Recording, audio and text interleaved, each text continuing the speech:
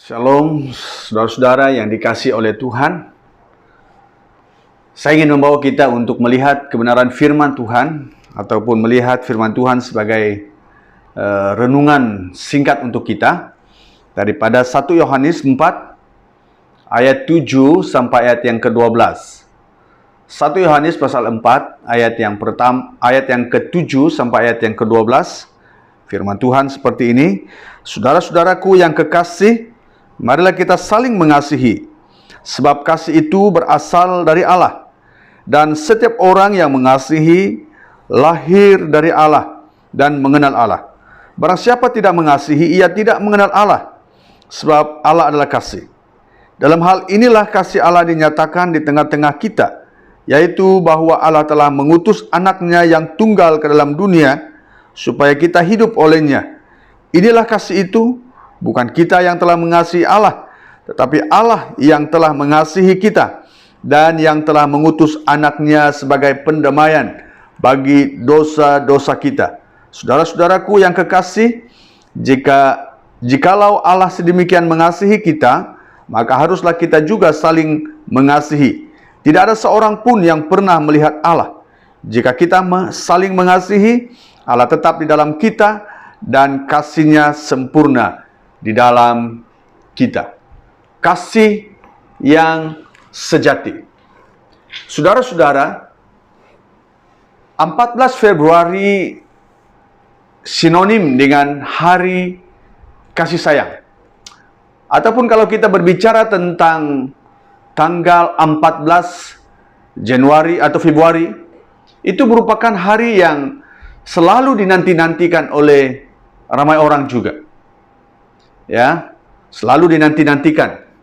Namun apalah artinya memiliki semangat di dalam merayakan hari cinta kasih bila hakikat mengasihi tidak dipahami secara benar. Memahami makna yang benar tentang kasih yang sejati akan menentukan penerapan untuk hidup yang saling mengasihi, untuk hidup yang benar di dalam mengertikan apa itu kasih. Kalau kita melihat pada ayat yang ke-7, di sana dikatakan bahwa kasih bukanlah berasal dari dunia, tetapi dari sorga. Ya, ungkapan kasih itu berasal dari Allah dalam ayat yang ke-7 sebagai sebuah penegasan bahwa kasih yang sejati sesungguhnya bukan berasal dari dunia ini, tetapi dari sorga. Bila kita mengasihi berlandaskan kasih daripada dunia ini, maka itu tidak akan abadi. Mengapa? Karena kasih dari dunia ini itu bersifat semu, bersifat sementara, dan itu berdasarkan waktu. Mungkin saja dalam waktu-waktu tertentu kita boleh mengasihi, tetapi di hari yang lain, di waktu yang lain, kita mulai tidak mengasihi, bahkan mungkin kita akan membenci. Tetapi berbeza dengan kasih Allah yang tulus dan kekal adanya. Kasih dari dunia bersifat tidak stabil karena dipengaruhi oleh situasi dan kondisi. Mengasihi dengan dasar kasih dunia ini itu tidak stabil. Karena itu boleh sahaja dipengaruhi oleh keadaan, oleh waktu, oleh kondisi tertentu. Tetapi lain halnya dengan kasih Allah yang bersifat sungguh stabil, karena tidak didasarkan oleh situasi dan kondisi. Jadi kasih Allah kepada kita bukan karena hal-hal tertentu, bukan dipengaruhi oleh kondisi. Kasih dari dunia cenderung mengambil dan memaksa, tetapi kasih Allah cenderung memberi dan menerima adanya. Kita dapat melayani tanpa didasari kasih. Tetapi bila kita memiliki kasih, maka pastilah kita akan melayani. Anda boleh saja memberi tanpa didasarkan pada kasih. Tetapi bila kita memiliki kasih, kita pasti bersedia untuk memberi. Kita boleh mengerjakan sesuatu tanpa kasih. Tetapi bila kasih ada di dalam diri kita, kita pasti bersedia untuk melakukan ataupun melakukan pelayanan itu. Demikian juga dengan memberi. Okay? Ada orang yang boleh memberi tanpa kasih. Tetapi kalau kita memiliki kasih, kita akan bersedia untuk memberi. Sesuatu yang dilakukan tanpa kasih, maka itu adalah kesia-siaan. Ditulis di dalam 1 Korintus pasal yang ke-13 ayat yang pertama sampai ayat yang keempat. Di sana dikatakan sebegini, sekalipun aku dapat berkata-kata dengan semua bahasa manusia dan bahasa malaikat, tetapi jika aku tidak mempunyai kasih, aku sama dengan gong yang berkumandang dan canang yang gemerincing. Sekalipun aku mempunyai karunia untuk bernubuat, dan aku mengetahui segala rahasia, dan memiliki seluruh pengetahuan, dan sekalipun aku memiliki iman yang sempurna untuk memindahkan gunung, tetapi jika aku tidak mempunyai kasih, aku sama sekali tidak berguna. Dan sekalipun aku membagi-bagikan segala sesuatu yang ada padaku, bahkan menyerahkan tubuhku untuk dibakar, tetapi jika aku tidak mempunyai kasih, sedikit pun tidak ada faedahnya bagiku. Kasih itu sabar, kasih itu murah hati, ia tidak cemburu, ia tidak memegahkan diri, dan tidak sombong. Ya, segala sesuatu yang kita lakukan, bila tidak didasarkan pada kasih yang sebenar, kasih sejati, kasih yang datang daripada Allah, Alkitab berkata pada bagian ini bahwa segalanya itu adalah kesia-siaan. Ayat yang ke-8, Allah adalah kasih, dan kita adalah umat kekasih hatinya, karena Dia adalah kasih. Kasih kita haruslah bersumber daripadanya sendiri, bukan dari dunia ini. Sumber kasih akan menentukan murni dan cemarnya kasih yang kita miliki. Okay? Bila sumber kasihnya adalah dari Allah, maka kasih kita akan tulus. Namun bila sumber kasihnya dari dunia ini, kasih kita dipenuhi keegoan, keegoisan diri kita. Kasih dari surga memampukan kita untuk tetap mengasihi, sekalipun orang yang kita kasihi mungkin mengkhianati kita atau membenci kita secara pribadi. Jangan mengasihi tanpa kasih dari Allah, karena kita tidak akan pernah dapat mengasihi dengan kekudusan dan kemurnian yang daripada Allah. Ada orang berkata sebegini, no money, no honey. Ya? No money, no honey. Karena bukan didasari kasih ilahi. Ungkapan ini melambangkan bahwa ini benar-benar kasih yang lahir bukan daripada kasih Allah. Dia adalah faktor material, akan menjadi penentu dalam perwujudan kasihnya. Ya? Jadi kasihnya didasarkan pada material. Kita dapat membayangkan bahwa bila uang sudah tidak ada lagi, musnah jugalah kasih yang ada. Bila material kita sudah tidak ada, maka kasih itu juga boleh lenyap.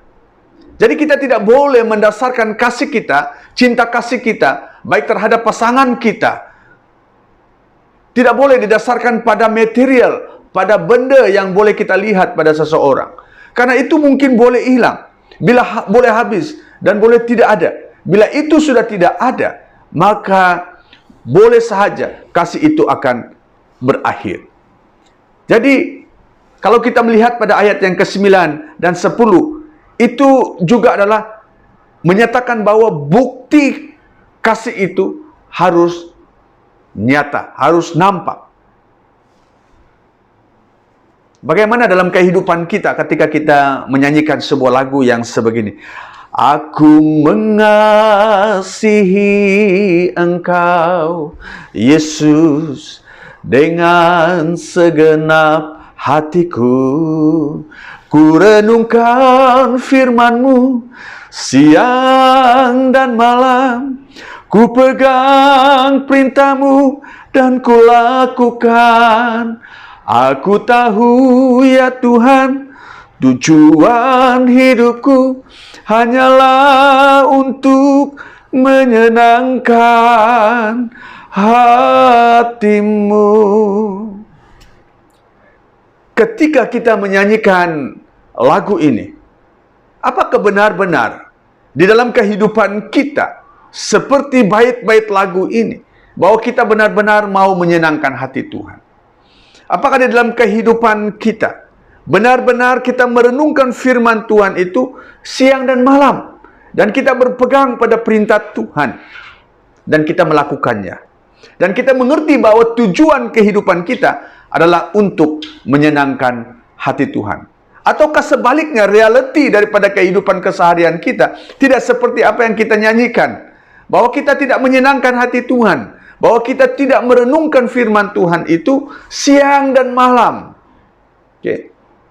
Tetapi pada ayat yang ke-9 dan 10 ini menjelaskan di mana Allah sendiri membuktikan kasih-Nya kepada kita. Hakikat kasih adalah selalu disertai dengan perbuatan kasih itu sendiri. Allah menyatakan perbuatan kasih-Nya kepada kita dengan mengutus anaknya yang tunggal ke dalam dunia. Kalau kita melihat, kita boleh bandingkan ayat ini pada di dalam Yohanes 3 ayat 16. Karena begitu besar kasih Allah akan dunia ini, sehingga Ia telah mengaruniakan putra tunggalnya, Yesus Kristus, datang ke dalam dunia untuk menebus kita, menyelamatkan kita. Allah berbuat demikian tentu bukan dikarenakan apa yang ada pada kita, melainkan karena apa yang ada dalam diri Allah, yaitu kasih-Nya sendiri. Ya. Kasih Allah bukan berupa sebuah janji-janji semata, tetapi disertai dengan perbuatan. Dan itu yang saya katakan, bahwa ketika kasih itu kita ucapkan, haruslah itu disertai dengan perbuatan, harus nampak pada kenyataannya. Rasul Paulus, Rasul Yohanes mengingatkan kita agar mengasihi bukan dengan perkataan atau dengan lidah, tetapi dengan perbuatan dan dalam kebenaran. Kita boleh melihat itu di dalam 1 Yohanes pasal yang ketiga ayat yang ke-18. Siapapun boleh sahaja berkata, aku cinta padamu. Aku cinta padamu. Namun bila cinta yang dikatakan itu tidak disertai dengan perbuatan, cinta itu hanyalah sebuah rayuan. Sebuah rayuan gombal, kata saudara-saudara kita di Indonesia. Gombal sahaja. Tidak akan ada makna kasih yang sejati bila hanya sebatas memberi bunga yang indah ataupun berlian yang mahal dan menawan, tetapi seringkali menyakiti hati. Ya, kadang-kala kita sebegini. Kita melihat, kita mau merayakan hari kekasih sedemikian. 1 tahun kita merayakannya hanya sehari dengan membawa dengan sekuntum mawar merah misalnya, kan kita bawa kepada pasangan kita. Tetapi selepas pada hari itu, realiti hidup kita kacau. Realiti perjalanan hidup kita sering marah-marah.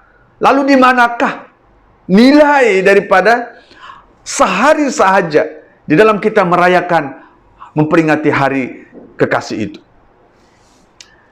Kasih adalah memberi, bukan sekedar menerima.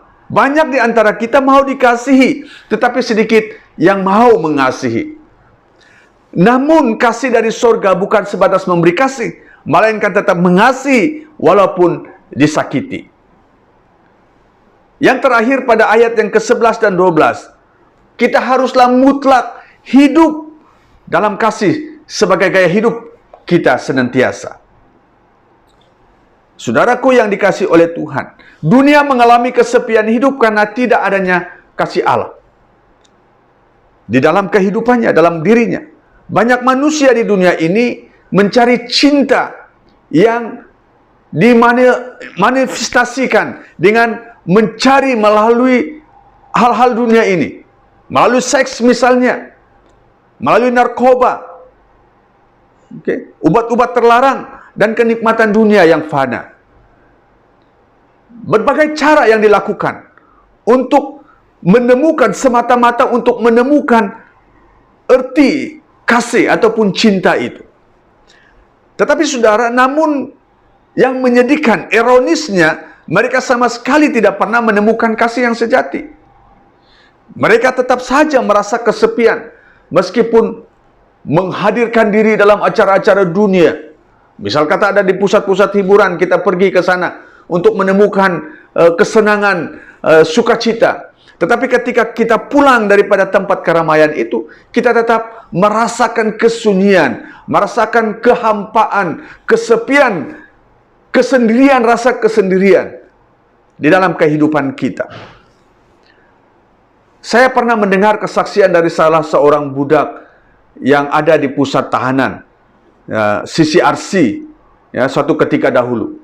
Dia menyampaikan bagaimana kisah hidupnya, perjalanan hidupnya, bagaimana dia terjebak dalam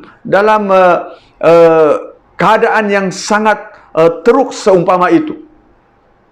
Dia merasa kesunyian dan dia coba mencari erti kasih di luar dengan cara dunia. Tetapi akhirnya dia telah terjerat dalam keadaan itu. Dan dia tidak pernah menemukan kasih yang sebenar.